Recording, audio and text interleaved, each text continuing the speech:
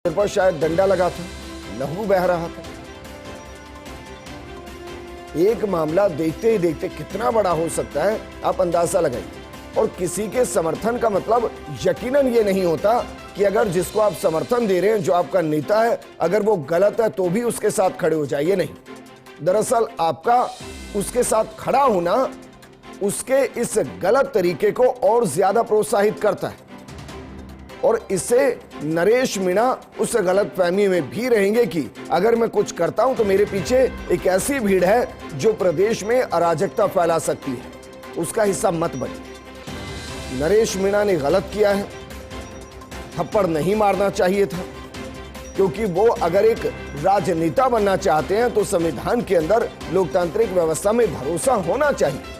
अगर उनको लग रहा था कि मामला बड़ा है, सुन नहीं रहे हैं, तो भाई फिर शांतिपूर्वक खुद धरने पर बैठ जाते, वहां पर कहते कि गांव वालों के साथ है, वादा करते कि हो सकता है कि अगर मैं बनकर आया विधायक तो आपकी मांग को पूरा कर देंगे। हजारों तरीके होते हैं, लेकिन छात्र नेता से राजनीति में आना बहुत कुछ सीखना बाकी है। यूं ही कोई बड़ा नेता नहीं बनता, और इस तरीके से तो बिल्कुल नहीं बनता।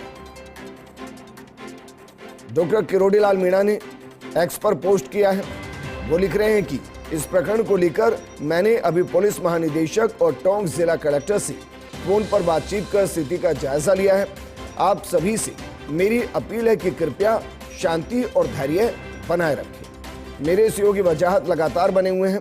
वजाहत, दरअसल मैं दुखी हूं इन तस्वीरों को देखकर, इसलिए हूं कि एक नेता बड़ा हो सकता है, उसके समर्थक हो सकते हैं, लेकिन अगर वो नेता कुछ गलत कर रहा है तो उन समर्थकों की जिम्मेदारी है कि नेता साहब को समझाया जाए कि साहब इस बार आप गलत हैं, आपके पीछे हम नहीं हैं, आप सही तरीके से लड़ेंगे, हम हजारों की संख्या में आपके पीछे खड़े हो जाएंगे। इससे तो नेता की गलतफहमी बढ़ती है और गलत करने के लिए उत्साहित होता है। जी बिल्कुल विजेंद्र, लोकतंत्र का आज पर्व था और उस की तस्वीरें, आंसू गैस के गोले छोड़ने की तस्वीरें, धुधकते वाहन कहीं ना कहीं जरूर दुख पैदा करते हैं, मन को विचलित करते हैं, क्योंकि लोकतंत्र का पर्व था, इसमें बढ़ चढ़ कर लोगों को भाग लेना चाहिए था, क्योंकि अपने जो जनप्रतिनिधि है उसको चुनने का मौका इस पर्व के तहत लोगों को मिलता है। लेकिन अगर इस पर्व को ही अगर जो उपद्रव है उसका अगर निशाना बना लिया जाएगा तो बड़े दुख की बात है। जिस तरीके से आज नरेश मीणा के समर्थकों ने जमकर उपद्रव यहाँ पर मचाया, पुलिस के साथ मारपीट की, वाहनों में आग लगा दी, उससे कहीं ना कहीं जरूर ये सवाल खड़ा होता है कि आखिर उनकी इसके पीछे मंशा क्या थी। बिल्कुल, वजाहत मंशा का तो सवाल है, लेकिन सवाल इस बात का भी है कि क्या हम किसी के नेता के पीछे अंधे होकर चल सकते हैं? क्या किसी नेता के चक्कर में हम अपने सिर फुड़वा सकते हैं? क्या हमें अपने परिवार के बारे में बिल्कुल फिक्र नहीं है? अब सोचिए, नेताजी तो भाग गए, निकल कर भाग गए, सिर किसके फूटे, केस किस पर लगेंगे, परेशान कौन हो रहे हैं? उनको इस बारे में सोचना चाहिए।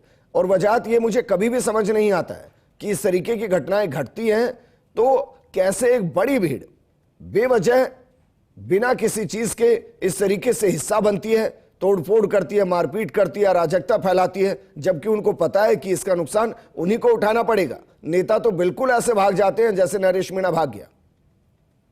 जी बिल्कुल विजेंद्र, सबसे बड़ी बात यही है कि जो नेता बड़े बड़े भाषण आज धरने से कर रहा था कि तुम डरो मत, मैं तुम्हारे साथ हूँ, तुम्हें डरने की बिल्कुल नहीं है। जब उपद्रव मचा तो सबसे पहले वो नेता का हाथ छुड़ाकर भागता नजर आया, और जो पीछे भीड़ थी उसको पूरा खामियाजा भुगतना पड़ा, क्योंकि उसके भागने के बाद जिस तरीके का उपद्रव भीड़ ने मचाया, तांडव भीड़ ने मचाया, वाहनों में तोड़फोड़ की, आगजनी की, पुलिस के वाहन तोड़ दिए, पुलिस के जो कांच थे वाहनों के वो तोड़ दिए, कई घरों पर पत्थर फेंके। तो कहीं ना कहीं ये सवाल बड़ा खड़ा होता है कि आखिर इतनी बड़ी भीड़ जो है उसको क्यों यहाँ पर लाया गया था, क्या पीछे मोटिव क्या था नरेश मीणा का, और जो उपद्रवी थे वो उनका, आखिर वो लोग कौन थे जो यहाँ पर आए, जबरदस्त से आगजनी यहाँ पर की, तांडव यहाँ पर मचाया। हालांकि पुलिस ने इस पूरे मामले को गंभीरता से लिया, एक्शन पुलिस द्वारा यहाँ पर लिया गया, क्योंकि पुलिस के आला अधिकारी जो थे वो लगातार मौके पर मौजूद थे, हालात की जो नजाकत थी उसको वो समझ रहे थे। टोंक एसपी जो थे विकास सांगवान वो मौजूद थे, एसटीएफ की टीम मौजूद थी, पैरामिलिट्री फोर्सेज मौजूद थे, वक्त रहते उन्होंने पूरी पूरी जो सिचुएशन थी उनको उसको कंट्रोल में लिया। हमने खुद देखा है कि कई जो उनके उपद्रवी थे उनके सर फुटे हुए थे, क्योंकि जब पत्थर चलता है तो वो ये नहीं देखता कि किसके सर पे जाके पड़ रहा है। जो इनके ही पत्थर फेंके गए थे वो कई खुद उपद्रवियों की जो भीड़ थी उसी पर पड़े और उसमें कई लोग घायल हुए, कई पुलिसकर्मी भी इसमें घायल हुए, उनके भी सर फटे। वर्दियों में हमने खून से सने हुए पुलिस वालों को भी देखा और जो समर्थक थे, अब पुलिस उनको जब ले जा रही थी तो वो गिड़गिड़ाते हुए नजर आ रहे थे, माफी पुलिस से मांग रहे थे, लेकिन पुलिस कह रही थी कि उपद्रव क्यों मचाया, हंगामा क्यों किया, मारपीट क्यों की, वाहन क्यों जलाए, आखिर ये पूरी नौबत क्यों आई। इस पूरे मामले की अब पुलिस के आला अधिकारी जांच करेंगे, पूरे इस मामले की जांच बड़े स्तर पर की जाएगी कि आखिर ये नौबत यहाँ तक क्यों पहुंची कि पुलिस को आंसू गैस के गोले छोड़ने पड़े और पुलिस को एक्शन दिखाते हुए लाठीचार्ज यहाँ पर करना पड़ा। बिल्कुल वजाहत, लेकिन मेरा एक और सवाल है। ये लगभग घटना 12:30 से 1 बजे के आसपास की है जब नरेश मीणा ने थप्पड़ मारा था। जो ये पूरी घटना घट रही है वो रात को 10 बजे के आसपास घट रही है। क्या वाकई में इंटेलिजेंस बिल्कुल अंदाजा नहीं लगा पाई कि इन 10 घंटों के अंदर क्या होने वाला है? एक भीड़ किस तरीके से आगे की तरफ बढ़ रही है नरेश मीणा के कंट्रोल में और इस तरीके की स्थिति हो सकती है?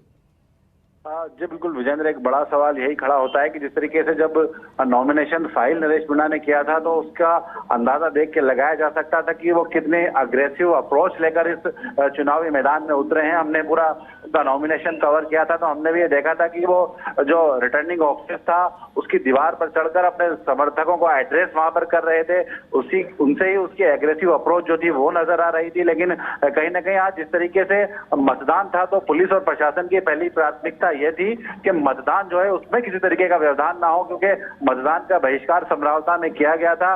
पुलिस ये चाह रही थी कैसे न कैसे करके जो ग्रामीण हैं उनको मतदान के लिए कन्विंस कर लिया जाए और मतदान पूरा हो जाए, उसके बाद पुलिस इस पूरे मामले में एक्शन ले, क्योंकि लोकतंत्र का यह पर्व है। पुलिस नहीं चाहती थी कि किसी तरीके का व्यवधान हो, बाद में कोई इसको लेकर राजनीतिक आरोप लगे कि मतदान पुलिस ने नहीं होने दिया, प्रशासन ने नहीं होने दिया। पूरी तरीके से वहां पर मतदान हुआ। 3:30 बजे के बाद जो थे मतदाता वो वहां पर मतदान करने पहुंचे थे। 6 बजे तक मतदान केंद्र के अंदर जो मतदाता थे उनको प्रवेश दिया गया। काफी बड़ी संख्या में जो मतदाता थे वो बाहर बैठे रहे, लेकिन पुलिस ने उनको बड़े इत्मीनान से मतदान करने दिया और उसके बाद मतदान केंद्र से कड़ी सुरक्षा के बीच ईवीएम मशीन ले जाई गई और उसके बाद जो हरीश मीणा के समर्थक थे वो और ज्यादा उग्र होते गए। लगातार टॉन्टिंग उन्होंने पुलिस अधिकारियों पर की। एक तरीके का माहौल ऐसा पैदा किया कि उपद्रव वहां पर मचे और पुलिस को इस हद तक जाना पड़े कि वहां पर आंसू गैस के गोले छोड़े जाएं, लाठीचार्ज करनी पड़े। जी विजेंद्र। बिल्कुल वजाहत, और नरेश मीणा को लेकर कोई भी अपडेट है? क्योंकि अगर वो वहां से भागा है तो उसको पकड़ने की कोशिश तो की गई होगी। और इस इलाके के बारे में जरा बताइए, जहां से भागा है नजदीक हाईवे कौन सा लगता है, आसपास के गांव कौन से हैं, और क्या कुछ अलग से स्पेशल यूनिट्स क्रिएट की गई है पुलिस की तरफ से उसको खोजने के लिए? हाँ जी बिल्कुल, देखिए विजेंद्र, अभी सबसे पहली प्रायोरिटी पुलिस की ये थी कि जो उपद्रव समरावता और उसके आसपास के क्षेत्र में फैला हुआ है, जो स्थिति लगातार बिगड़ रही है, उसको पुलिस अपने कंट्रोल में ले। 2 से ढाई घंटे पुलिस को इस जद्दोजहद में लगे कि पूरी स्थिति को कंट्रोल में लिया जाए, जो उपद्रवी थे उनको खदेड़ा जाए और मिनिमम डैमेज हो, क्योंकि सिविलियंस भी कई उपद्रवियों के बीच में थे। पुलिस की प्राथमिकता थी कि सिविलियंस को चोट नहीं पहुंचे पुलिस के लाठीचार्ज में, जो बच्चे हैं, महिलाएं हैं, वो निशाना नहीं बने। इसलिए पुलिस ने इस पूरे मामले में संयम से काम लिया। हालांकि पुलिस ने कुछ घंटों में ही स्थिति को काबू में ले लिया था। अब जो हाईवे जाम किया गया था, इससे भी पुलिस यहाँ पर निपटी, आंसू गैस के गोले छोड़े और हाईवे को जो जाम करता थे उनके चंगुल से मुक्त कराया गया है। वाहनों की आवाजाही यहाँ पर शुरू कर दी गई है। अब पुलिस जरूर इस पर एक्शन लेगी कि किस तरीके से भीड़ के बीच से नरेश मीणा जो था वो हिरासत से भागा। इसके लिए अब जरूर प्लान जो है पुलिस के आला अधिकारी एक्शन प्लान एक बड़ा तैयार करेंगे। गिरफ्तारी के लिए टीमें गठित की जाएंगी, क्योंकि जिस तरीके का उपद्रव नरेश मीणा और उनके समर्थकों द्वारा किया गया है, इस पूरे मामले में बड़ा एक्शन पुलिस द्वारा लिया जाएगा उन पर। अच्छा वजाहत, क्या वहां पर जो एसपी हैं, जो कलेक्टर हैं, जो जिला प्रशासन है, वही इसको लीड कर रहा है, या जयपुर से कोई टीम या किसी और जगह से किसी विशेष स्पेशल अधिकारी को बुलाया गया? जी बिल्कुल विजेंद्र, अगर बात की जाए तो टोंक एसपी जो है विकास सांगवान, वही सुबह से ही इस पूरे मामले को, सुरक्षा व्यवस्था को, कमान को लीड कर रहे थे। उनके साथ साथ जो एडिशनल एसपी हैं टोंक की गीता चौधरी और जो एडिशनल एसपी हैं ब्रजेंद्र सिंह भाटी, वो मौजूद थे। और पास ही एक जहाजपुर जो जगह है वहां से सीओ जो है नरेंद्र पारिक, उनको बुलाया गया था। सदर थाना पुलिस के अधिकारी हैं ब्रजमोहन कवैया, वह मौजूद थे। और टोंक जिला जो है उसके जो सर्कल हैं उन थानों का जाब्ता बुला लिया गया था, एसटीएफ को बुला लिया गया था। और इस पूरे जो एक्शन था उसकी कमान खुद टोंक एसपी विकास सांगवान संभाल रहे थे। यही वजह रही कि जो हालात बिगड़ने थे उनको काफी हद तक पुलिस ने कंटेन करके रखा, उनको रोक कर रखा और मिनिमम डैमेज जो था सिविलियंस का हुआ। और उपद्रवियों को पुलिस ने समय रहते खदेड़ा, उनको काबू किया। और फिलहाल जो स्थिति है उसको पूरी तरीके से यहाँ पर अपने कब्जे में लिया है और फिलहाल स्थिति यहाँ पर पूरी तरीके से शांतिपूर्ण बनी हुई है। अच्छा, इस दौरान पुलिस की कितनी यूनिट्स काम करी और क्या एडिशनल पुलिस को बुलाया गया है? जी बिल्कुल, देखिए एडिशनल पुलिस फोर्स को जरूर बुलाया गया है। पुलिस की जो टीमें हैं वो आसपास के जो जितने भी सर्कल्स हैं वहां से बुलाई गई थी। इसके अलावा एसटीएफ थी, क्योंकि चुनाव था तो पैरा मिलिट्री फोर्सेस के जवान भी साथ थे। इसके चलते पुलिस को ज्यादा दिक्कतों का सामना इसलिए नहीं करना पड़ा क्योंकि जो पुलिस के आला अधिकारी हैं वो लगातार सुरक्षा व्यवस्था की कमान फील्ड में संभाल रहे थे। जिस तरीके का जो धरना था जो दिया गया था, मतदान का बहिष्कार किया गया था, उसकी सूचना मिलते ही पुलिस के आला अधिकारियों के पहुंचने का सिलसिला शुरू हो चुका था। जैसे जैसे नरेश मीणा के समर्थक समरावता गांव में बढ़ रहे थे तो इसकी इंटेलिजेंस इनपुट पुलिस को मिल रही थी लगातार। तो पुलिस ने भी जो अपनी एडवांस स्टेप लेते हुए यहाँ पर एक्स्ट्रा फोर्स बुला ली थी। आसपास के जो थाने हैं वहां से, सर्कल्स हैं वहां से भारी मात्रा में पुलिस के जो जवान थे वो बुला लिए गए थे। और उसके बाद जब उपद्रव हुआ तो पुलिस ने तुरंत उस स्थिति को अपने काबू में लिया। बिल्कुल बिल्कुल वजाहत, और क्योंकि तस्वीरें हम देख पा रहे हैं, हालांकि अब तस्वीरों में बहुत बदलाव आ गया है, अब वहां पर शांति स्थापित हुई है। लेकिन वजाहत, आपको क्या लग रहा है? आपकी पुलिस के अधिकारियों से बातचीत हुई होगी अब, क्योंकि ये मामला सिर्फ नरेश मीणा का नहीं बचा है, अब ये पुलिस के इकबाल का भी है। क्योंकि सीधे अगर पुलिस की हिरासत से भागा है तो चुनौती पुलिस के लिए है, मिनिमम टाइम में पकड़ेगी, मैक्सिमम अप्रिशिएशन हासिल करेगी। जी बिल्कुल विजेंद्र, जिस तरीके से अगर बात की जाए पकड़ने की तो पुलिस की सबसे बड़ी प्रायोरिटी यह होगी कि जो उपद्रवी नरेश मीणा है और जो उसके मुख्य समर्थक हैं, जो उसके साथी थे, जो पूरे इस उपद्रव को ट्रिगर कर रहे थे, लगातार उसको बढ़ा रहे थे, उनकी गिरफ्तारी जल्द से जल्द की जाए ताकि पूरा मामले को जल्द से जल्द शांत किया जा सके। क्योंकि जिस तरीके से बात की जाए एग्रेसिव अप्रोच की नरेश मीणा की, तो उन्होंने जो एरिया मजिस्ट्रेट है, एक एसडीएम लेवल के ऑफिसर है, उनको मतदान केंद्र के अंदर घुसकर थप्पड़ मारा। उसके बाद ही कहीं ना कहीं पुलिस का जो इकबाल है उसको लेकर चैलेंज पैदा हुए थे। लेकिन पुलिस ने इस पूरे मामले में संयम बरता क्योंकि मतदान वहां पर हो रहा था। पुलिस नहीं चाहती थी कि किसी भी तरीके की ऐसी सिचुएशन क्रिएट हो जिसको लेकर राजनीति का आरोप लगाने का मौका नरेश मीणा को मिले कि पुलिस ने लाठीचार्ज किया और मतदान रुका। पुलिस ये चाहती थी कि शांतिपूर्ण तरीके से पूरे लोग यहाँ पर मतदान जो है वो कर लें और उसके बाद पुलिस पूरे मामले का एक्शन ले। लेकिन जैसे ही मतदान हुआ, मतपेटियां यहाँ से रवाना हुई, तो जो नरेश मीणा और उनके समर्थक थे उन्होंने वहां पर जबरदस्त तरीके से उपद्रव मचाया, पुलिस के साथ वहां पर भिड़ंत की कोशिश की। खुद एसपी जो थे वो बातचीत उनसे, विकास सांगवान जो है एसपी, वो बातचीत कर रहे थे नरेश मीणा से। लेकिन इसी बीच जो समर्थक थे उनकी जबरदस्त उपद्रव देखने को मिला। तो देखते ही देखते वो उपद्रव जो था वो पथराव में तब्दील हो गया। इसके बाद पुलिस को लाठी चार्ज करना पड़ा, आंसू गैस के गोले छोड़ने पड़े। उसके बाद करीब 2 से 3 घंटे तक पुलिस को जद्दोजहद करनी पड़ी, जूझना पड़ा स्थिति को कंट्रोल में करने के लिए। ठीक है वजाहत, अभी हम कह सकते हैं अपने दर्शकों को कि स्थिति पूरी तरीके से कंट्रोल में, फिलहाल कोई भी एक ऐसा मोर्चा नहीं जहां तनाव की स्थिति बनी हो? जी बिल्कुल, फिलहाल जो स्थिति है वो पूरी तरीके से पुलिस के कंट्रोल में है क्योंकि पुलिस के आला अधिकारी मौके पर मोर्चा संभाले हुए हैं। जिस तरीके से हाईवे को जाम करने की कोशिश की गई थी उसकी सूचना मिलते ही पुलिस तुरंत मौके पर पहुंची। जो भारी पुलिस फोर्स था उसने हाईवे जाम कर रहे लोगों को डिस्बर्स यहाँ पर किया, खदेड़ा। उसके बाद हाईवे को सुचारू यहाँ पर करा दिया गया है। फिलहाल समरावता और जो हाईवे है, तमाम जो जगह है वहां पर स्थिति पूरी तरीके से पुलिस के नियंत्रण में है। ठीक है वजाहत, लेकिन एहतियात के तौर पर तो जगह जगह पुलिस तैनात रहेगी, ये मानकर चलें? जी बिल्कुल विजेंद्र, जिस तरीके से अगर बात की जाए एहतियात की तो जो चिन्हित ऐसे क्षेत्र हैं, इंटेलिजेंस इनपुट पुलिस को जरूर इस मामले का मिला होगा कि किन किन जो इलाके हैं, ऐसे कौन से क्षेत्र हैं जहां पर नरेश मीणा या उनके समर्थक जो हैं इस तरीके के हालत पैदा कर सकते हैं जो लॉ एंड ऑर्डर के लिए मुश्किलें पैदा करें। उन पर पहले से ही पुलिस जाब्ता तैनात किया जाएगा, स्थिति को कंट्रोल में लिया जाएगा, लोगों से बात की जाएगी, उनको समझाया जाएगा और कोशिश यही की जाएगी पुलिस द्वारा क्योंकि जो भी बात हो वो शांतिपूर्ण तरीके से निपट सके। और फिलहाल समरावता गांव में भी पुलिस फोर्स की तैनाती है, पुलिस के आला अधिकारी वहां पर मोर्चा संभाले हुए हैं। स्थिति को कंट्रोल में लेने के बाद भी पुलिस के अधिकारी वहां पर मौजूद हैं। अच्छा, एक और सवाल आपसे, क्योंकि नजदीकी अस्पतालों के अंदर भी भर्ती होंगे और अगर इस तरीके की घटना घटी है तो कोई आंकड़ा आ पाया कि कितने अस्पतालों में पहुंचे हैं? जी बिल्कुल विजेंद्र, अगर आंकड़े की बात की जाए तो दर्जनों उपद्रवी जो थे उनको हमने देखा पुलिस के वाहनों में भरकर उनको यहाँ से ले जाया गया। अब ये फर्स्ट एड उनको कहाँ पर ले जाया के दिया जाएगा, क्योंकि स्थिति ना बिगड़े, लोग जमा ना हो, इसका भी पुलिस ध्यान रखेगी। और जो लोग घायल हुए हैं उनका फर्स्ट एड भी पुलिस ध्यान रखेगी। तो पुलिस ऐसी जगह पर उनको लेकर जाएगी कि किसी को इस पूरे मामले की जानकारी नहीं मिल सके, भीड़ इकट्ठी ना हो, अनावश्यक लॉ एंड ऑर्डर की स्थिति ना बिगड़े। हालांकि इस पूरे घटनाक्रम में कई पुलिसकर्मी भी चोटिल हुए हैं। हमने देखा है कि कई वर्दियां जो थी खून से सनी हुई थी, पुलिस के जवान ही उनको संभाल रहे थे अपने साथियों को, उनको भी अस्पताल में ले जाया जाएगा और उनका भी फिलहाल इलाज किया जाएगा। अच्छा वजाद, पुलिस ने क्या कंफर्म किया है कि जिन्होंने ये सब किया है उनमें हो सकता है देवली उनियारा के तो हुई, बाहर के काफी ज्यादा हों? क्या इस बारे में कुछ बताया है? जी बिल्कुल विजेंद्र, जिस तरीके का पूरा ये घटनाक्रम रहा है, पुलिस के द्वारा लगातार इसकी वीडियोग्राफी कराई जा रही थी। पुलिस की जो इंटेलिजेंस इनपुट है, इंटेलिजेंस यूनिट है, वो लगातार सक्रिय थी। सिविल ड्रेस में पुलिस के जवान भी मौजूद थे। अब इस पूरे मामले की जांच की जाएगी। जो लोग थे नरेश मीणा के साथ, ये कौन लोग थे, कहां से ये आए हैं, क्या ये देवली उनियारा के रहने वाले हैं या फिर किसी अन्य जिले से यहाँ पर आज पहुंचे थे, इनका क्या मोटिव था, इसको पूरे मामले को लेकर आगे पुलिस इन्वेस्टिगेशन करेगी और आगे अब मूव करेगी। जी बिल्कुल वजाहत, आप हमारे साथ बने रहिए, क्योंकि देखिए जिस तरीके की स्थिति बनी हुई है उसमें हम आपको ये अपील कर रहे हैं कि आप शांति बनाए रखिए।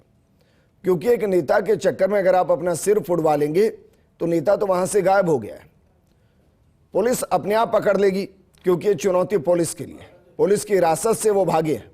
ऐसे में पुलिस के लिए चुनौती है कि जल्द से जल्द उनको पकड़ा जाए।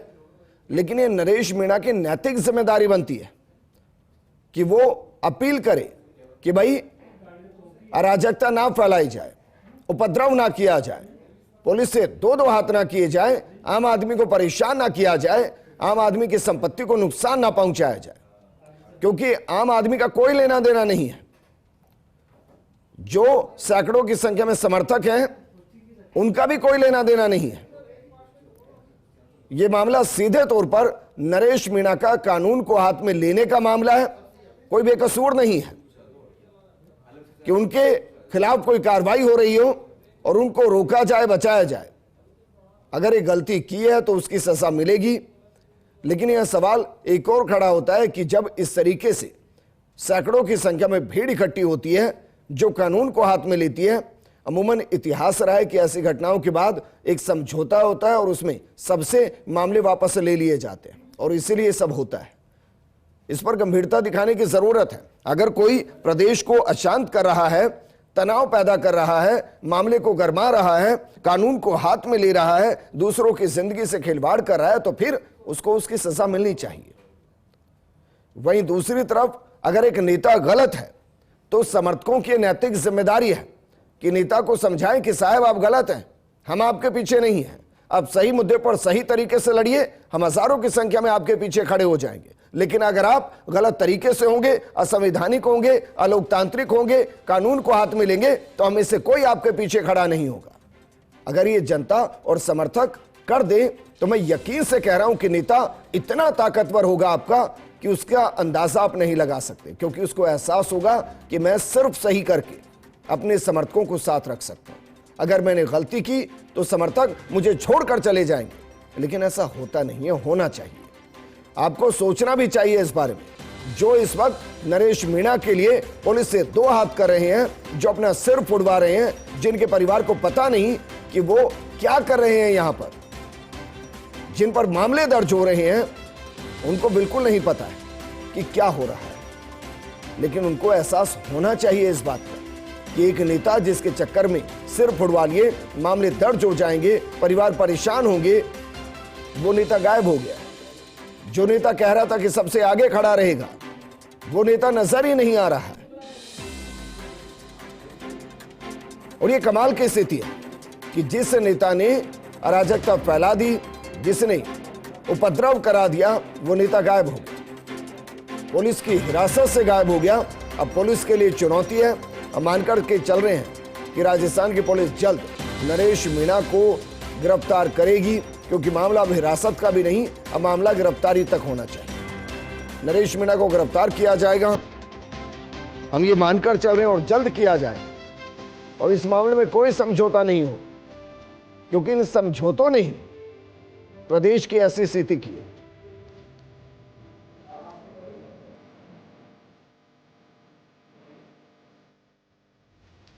इन तस्वीरों को जरा देखिए।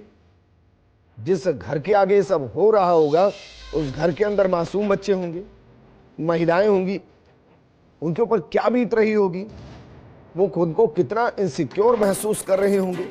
कभी सोचा है? मेरे शो की वजाहत लगातार बने हुए हैं। वजाहत जिस तरीके की तस्वीरें आई, पहला अप्रिसिएशन पुलिस को यह कि उन्होंने कंट्रोल कर दिया। थोड़ी सी कमी यह की नरेश मीणा उनके हाथों से भाग निकला, लेकिन यह होना चाहिए कि भाई कार्यकर्ता कह दें कि साहब हम आपके साथ नहीं खड़े हैं, भाई आप असंवैधानिक लोकतांत्रिक कानून से खेल रहे हैं, हम आपके पीछे नहीं आएंगे। बस इतना अगर हो जाए ना, तो नेता को समझ में आ जाए कि उसको सिर्फ सही काम करना है, तभी पीछे लोग होंगे। गलत किया तो अकेला खड़ा पाएगा। जी बिल्कुल विजेंद्र, जिस तरीके से आपने बातचीत की, नैतिक जिम्मेदारी की, तो जाहिर तौर पर एक बड़ी मोरल ड्यूटी नरेश मीणा की बनती है कि वो सामने आए और इसकी पूरे मामले को लेकर नैतिक जिम्मेदारी लें। अपने समर्थकों से वो अपील करें कि हिंसा नहीं फैलाएं, अराजकता कहीं भी नहीं हो, कानून का जो सहारा है वो लोग लें। लेकिन जिस तरीके से हमने पूरे मामले को देखा, उपद्रव जो खुद उनके द्वारा, उनके समर्थकों द्वारा किया गया, तो ऐसी उम्मीद करना कहीं ना कहीं एक बेईमानी होगा, क्योंकि जिस तरीके से उपद्रव यहाँ पर किया गया, छोटी सी बात को तूल देकर इतना जबरदस्त तरीके का तूल उसको दिया गया कि यहाँ पर आंसू गैस के गोले पुलिस को छोड़ने पड़े, धधकते वाहन है, आग जनी हुई है। ऐसे मामले में कहीं ना कहीं अब पुलिस जो है इस पूरे मामले में कड़ा एक्शन जरूर लेगी। हालांकि नरेश मीणा अभी पुलिस हिरासत से जरूर छिटक गए हो, ऐसी सूचना है, लेकिन पुलिस की जो टीमें हैं वो नरेश मीणा को जरूर तलाश करेंगी, क्योंकि जिस तरीके के हालात आज नजर आए हैं, मतदान केंद्र के अंदर घुसकर एरिया मजिस्ट्रेट के साथ मारपीट करना और उसके बाद अपनी जो उपद्रव था समर्थकों के साथ वो करना, तो कहीं ना कहीं स्टेप बाय स्टेप लगातार उपद्रव को ट्रिगर नरेश मीणा और उनके समर्थकों द्वारा किया गया। और नौबत यह है कि पुलिस को आंसू गैस के गोले छोड़ने पड़े, पुलिस को लाठीचार्ज करना पड़ा, जिसमें खुद कई पुलिसकर्मी भी घायल हुए हैं, कई ग्रामीण भी घायल हुए हैं, कई उपद्रवी भी इसमें पूरे मामले में घायल हुए हैं। अब कुछ समय बाद पता चल सकेगा कि आखिर ये लोग कितने इस पूरे मामले में पुलिसकर्मी घायल हुए हैं, कितने उपद्रवियों को अरेस्ट किया गया है, कितने ग्रामीणों को इस पूरी पत्थरबाजी की घटना में चोट आई है। हमने खुद वहां पर देखा कि जब ये उपद्रव हुआ और उसके बाद जो गिरफ्तारियां पुलिस ने उपद्रवियों की, तो कई महिलाएं और बच्चे जो थे वो घर में छुपे हुए थे, डरे हुए थे। के बाद उनको घरों से निकाला गया और पुलिस उनको सेफ स्थान पर लेकर पहुंची। बिल्कुल वजह। और आपको कोई नेता भी वहां नजर आया है या सब सो गए हैं घर जाकर? जी बिल्कुल, जिस तरीके से पूरा धरना था, ग्रामीणों के साथ उनके नेता नरेश मीणा ही थे जो इस पूरे धरने को लीड कर रहे थे। प्रशासन लगातार यही कोशिश कर रहा था कि समझाइश कैसे भी करके की जाए, इस मामले को बिगड़ने नहीं दिया जाए। जो ग्रामीणों की मांग है उसको प्रशासन के अधिकारियों ने, पुलिस के अधिकारियों ने सुना और ये विश्वास दिलाया कि हमने आपकी मांग सरकार तक पहुंचा दी है, सरकार इस पर एक्शन लेगी और आपकी मांग को जल्द से जल्द पूरा किया जाएगा। इसको लेकर हम भी गंभीर हैं, सरकार भी गंभीर है, लेकिन जिस तरीके से हिंसा का रास्ता इख्तियार किया गया वो कहीं ना कहीं निंदनीय है। हिंसा के बाद अब इस तरीके की तस्वीरें आना कहीं ना कहीं बड़ा दुखदायी है कि लोकतंत्र के पर्व के अवसर पर मतदान केंद्र से 200 से 300 मीटर की दूरी पर पुलिस के वाहनों को आग के हवाले कर दिया जाए, टारगेट पुलिस को बनाया जाए, पुलिस पर टारगेट करके पत्थरबाजी की जाए। ऐसे में कहीं ना कहीं जो तस्वीरें हैं वाकई दुखदायी नजर आती हैं। नहीं वजाहत, मेरा सवाल ये था कि जो बाकी नेता हैं वहाँ के, जो वहाँ की सियासत करते हैं, जो वोट मांगने के लिए घर घर जाते हैं, क्या उनमें से कोई जमीन पर नजर आया? क्योंकि कहावत है कि एक माचिस की छोटी सी तिल्ली ना पूरे घर को आग लगा देती है, और ये तस्वीर हम देख रहे हैं इस वक्त। ये नरेश मीणा वही माचिस की छोटी सी तिल्ली है जिसने आग लगाने की कोशिश की, लेकिन जो बड़े बड़े लोग हैं वो इस आग को बहुत आसानी से बुझा सकते हैं। पुलिस के साथ मिलकर, वहाँ के लोगों से बातचीत कर कर, जो बुजुर्ग हैं उनसे बातचीत कर कर कि भाई सबको कंट्रोल कीजिए, ऐसे नहीं होता है। जी बिल्कुल विजेंद्र, एक बड़ा सवाल यही है कि जब हिंसा हुई उससे पहले इस तरीके की अगर समझाइश की जाती तो तस्वीरें शायद इस हद तक नहीं बिगड़ती कि जिसको आंसू गैस के गोले दागने पड़े। हालांकि कई जो स्थानीय नेता हैं, जो जैसे कैसी मीणा जो कांग्रेस के प्रत्याशी हैं, उन्होंने सोशल मीडिया पर इसकी निंदा की, लेकिन जो फील्ड में आकर किसी ने भी ये जहमत नहीं उठाई कि लोगों से मिले, जो नाराज लोग हैं उनसे बात करें, उनको समझाएं कि शांतिपूर्ण तरीके से लोकतंत्र में अपनी बात रखें, प्रशासन तक अपनी बात पहुंचाए, प्रशासन सरकार तक उनकी बात पहुंचाएगा, या जो लोग हैं इनका डेलीगेशन जाकर सरकार तक भी मिल सकता था। जिस तरीके की जनसुनवाई मंत्रियों द्वारा की जाती है संबंधित विभागों के, उसमें मुलाकात की जा सकती थी, प्रशासन के जरिए भी सरकार तक बात पहुंचाई जा सकती थी, लेकिन किसी ने भी फिलहाल इस तरीके की जहमत नहीं उठाई कि इस पूरे मामले में वो आगे आए और इस पूरे मामले को डील करें। प्रशासन और जो ग्रामीण थे उनकी तरफ से वार्ता करते, लेकिन इस तरीके की चीजें नहीं हुई। जब भी नरेश मीणा जैसे जो हिंसा परस्त लोग हैं उनको मौका मिला और पूरा उपद्रव फैलाने का, पुलिस को टारगेट करने का, वाहनों को आग लगाने का, इस तरीके का मौका उन्हें मिल सका। नहीं, लेकिन मीणा समाज के भी बहुत बड़े बड़े नेता हैं, उनको भी मोर्चा संभालना चाहिए। हाँ जी बिल्कुल, बात की जाए मेरा समाज के नेताओं की तो बिल्कुल बड़े बड़े नेता देवली उनियारा क्षेत्र में हैं, लेकिन जिस तरीके की हिंसा हो तो फिलहाल अब मौके पर कोई भी बड़े इस तरीके के नेता नजर नहीं आए जो ग्रामीणों से वार्ता कर सकेंगे। अगर आप हिंसा का रास्ता अपनाएंगे तो हम आपके साथ नहीं होंगे, शांतिपूर्ण तरीके से आपकी बात को रखने के लिए हम आपके साथ हैं, यहाँ आकर विश्वास दिलाया जाता, अगर बात की जाती तो हो सकता है कि इस तरीके की तस्वीरें सामने नहीं आती। वजह इस वक्त आप कहाँ मौजूद हैं और वहाँ आप क्या देख पा रहे हैं? जी बिल्कुल, देखिए हम इस समय जो हाईवे है जिसको जाम लगाने की कोशिश की गई थी, हालांकि पुलिस ने लोगों को डिस्पर्स करके यहाँ से खदेड़ा, आंसू गैस के गोले छोड़े। हम इसी के पास मौजूद हैं इस समय। पुलिस के जो आला अधिकारी हैं वो यहाँ पर मौजूद हैं, बड़ी संख्या में पुलिस के वाहन यहाँ पर हैं, बड़ी संख्या में पुलिस के जवान यहाँ पर तैनात हैं कि अगर आगे किसी तरीके की लॉ एंड ऑर्डर की स्थिति अगर बिगड़े तो उसको तुरंत काबू कर लिया जाए। क्या एसपी और कलेक्टर अभी भी जमीन पर काम कर रहे हैं, मतलब कि मौके पर हैं? जी बिल्कुल, एसपी जो विकास सांगवान है और जो स्थानीय प्रशासन के अधिकारी हैं वो मौके पर मौजूद हैं। पूरी सुरक्षा व्यवस्था की कमान खुद टॉक एसपी विकास सांगवान संभाल रहे हैं और जो उनके सबऑर्डिनेट ऑफिसर्स हैं और उनसे नीचे पुलिस के जवान हैं उनको निर्देशित किया जा रहा है कि कैसे लॉ एंड ऑर्डर की स्थिति को पूरी तरीके से अपने कंट्रोल में लिया जाएगा। अच्छा वजाहत, कुछ जानकारी लग पाई पुलिस की तरफ से कि कितने वाहनों को आग के हवाले किया गया है? जी बिल्कुल, देखिए दर्जनों बाइक्स ऐसी थी जो अभी तक धू-धू करके जल रही हैं समरावता में।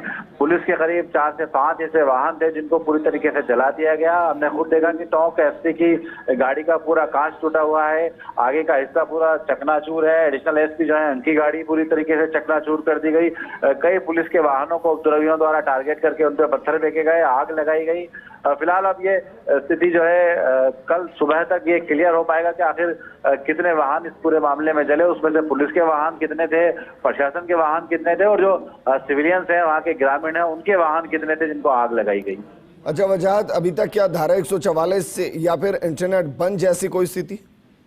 जी देखिए बिल्कुल, अभी इस तरीके की कोई सूचना हमारे पास आधिकारिक सूचना नहीं मिल पाई है कि यहाँ पर 144 इम्पोज की गई है या नहीं, नेटबंदी की गई है या नहीं।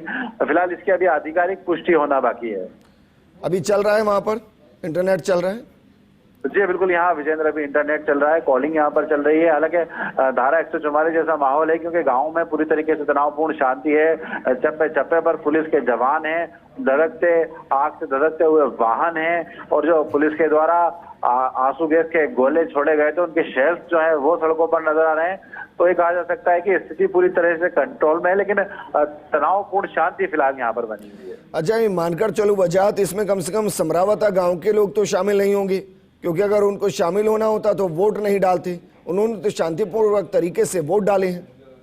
जी बिल्कुल, देखिए जिस तरीके से मतदान का बहिष्कार हुआ था उसके बाद लोगों की वार्ता हुई थी प्रशासन के और पुलिस के अधिकारियों के साथ और उसके बाद समरावता के ग्रामीणों ने मतदान में बढ़ चढ़कर भाग लिया। मतदान उन्होंने जोरों शोरों से यहाँ पर किया। 8 से 9 बजे तक ये मतदान चला क्योंकि लोग काफी ज्यादा थे, देरी से मतदान शुरू हुआ इसलिए देरी तक मतदान चला। अब ये पूरा मामला इन्वेस्टिगेशन में देखा जाएगा कि आखिर ये कौन लोग थे जिन्होंने यहाँ पर उपद्रव मचाया, पुलिस पर टारगेट करके पत्थर फेंके, पुलिस के वाहनों को आग लगाई। ये पूरा मामला कहीं ना कहीं एक जांच का विषय है। पुलिस इस पूरे मामले में इन्वेस्टिगेशन करेगी। आखिर इस पूरे मामले में कौन कौन आरोपी बनते हैं नरेश मीणा के साथ साथ, किन को नामजद पुलिस यहाँ पर करती है। अच्छा, इस दौरान वजह जो उपद्रवी है, क्या उनके पास लाठी डंडी या कोई हथियार भी रहे इस दौरान? इसे अंदाजा होता है कि वो किस मूड के साथ थे? जी बिल्कुल, देखिए अगर बात की जाए हथियारों की तो पुलिस पर जब पथराव किया गया तो पत्थर जरूर लोगों के पास थे, जिसको देखकर ये अंदाजा लगाया जा सकता था कि लोगों को पहले से पता था कि नौबत इस तरीके की होगी। पत्थर पहले से वहां पर ईंटें जो थी लोगों के पास थी, पत्थर लोगों के पास थे। जब पुलिस पर फेंके तो इतनी बड़ी संख्या में पत्थर एकदम मौके पर आना कहीं ना कहीं बताता है कि लोग पहले से इस चीज को लेकर प्रिपेयर थे कहीं ना कहीं कि अगर इस तरीके के हालात बने तो वो पथराव पुलिस पर कर सके, पुलिस को दबाव में ले सकें, पुलिस पर हमला कर सकें, पुलिस को टारगेट कर सकें और अपना उपद्रव जो है उसको जमकर मचा सकें, तांडव वहां पर मचा सकें। लेकिन पुलिस की जिस तरीके से मुस्तैदी थी, पुलिस के जवानों ने जिस तरीके से एक्टिवनेस वहां पर दिखाई और उनको खदेड़ा और तुरंत स्थिति को कंट्रोल में किया, उससे कहीं ना कहीं उनके मंसूबों पर यहाँ पर पानी फिरा है। अच्छा वजाहत, क्या पुलिसकर्मी भी घायल हुए हैं? जी बिल्कुल, कई पुलिसकर्मी इस पूरे घटनाक्रम में चोटिल हुए हैं। हमने खुद देखा है कि कई पुलिसकर्मियों की वर्दियां जो थी खून से सनी हुई थी, कई पुलिसकर्मियों के सर फटे हुए थे पथराव में। उनको इलाज के लिए यहाँ से अस्पतालों की तरफ ले जाया गया है पुलिस के वाहनों में।